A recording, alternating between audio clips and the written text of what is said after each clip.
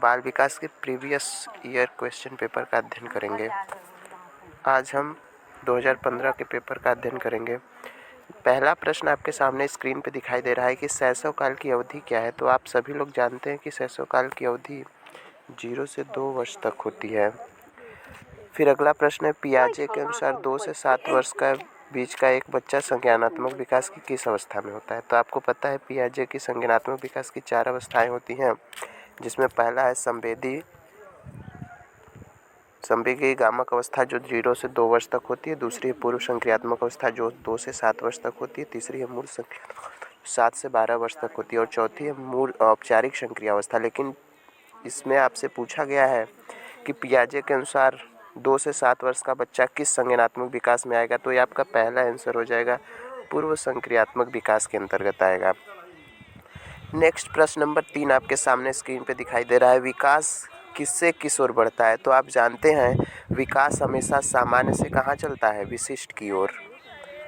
अगला प्रश्न आपके सामने है कि जब बच्चा वयस्क सहयोग से सामंजस्य कर लेते हैं तो वो बच्चे के वर्तमान स्तर के प्रदर्शन को संभावित क्षमता के स्तर की तरफ प्रगति क्रम में सुगम बनाता है। जिसे ये कौन सा है, तो ये आपका दूसरा होगा, सहयोग देना।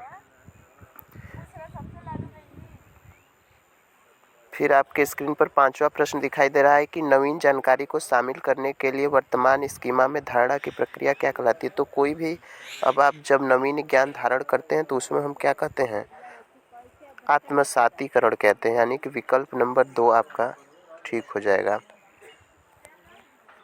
फिर हम अगले प्रश्न की बात करते हैं। प्रश्न नंबर, शिक्षार्थियों में अधिगमकर्ता की व्यक्तिगत विभिन्नताओं के संदर्भ में शिक्षक की क्या भूमिका होनी चाहिए। तो आप जानते हैं शिक्षक आधुनिक शिक्षा नीति 2009 के अनुसार एक शिक्षक को क्या होना चाहिए, एक शिक्षक इस प्रकार से शिक्षक करे जिससे कि विविध प्रकार की अधिगम परिस्थितियों को वहाँ पर क्या किया जाए, उपलब्ध कराया जाए।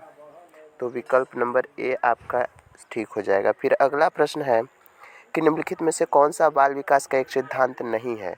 तो बाल विकास आप जानते हैं कि विकास और अधिगम एक समान गति से आगे नहीं बढ़ते हैं, तो ये गलत है। बाकी 3 विकल्प आपके क्या है, सही है। विकास एक क्रम का पालन करता है, विकास सभी क्षेत्रों के लिए महत्वपूर्ण होता है, सभी विकास परिपक्व और अनुभव की अंतःक्रिया का परिणाम होता है। ठीक है दोस्तों, इस प्रकार से आज की क्लासेस को हम यहीं समाप्त करते हैं। फिर मिलेंगे। अगर वीडियो अच्छा लगे तो हमारे चैनल को ज़रूर सब्सक्राइब करिए। धन्यवाद।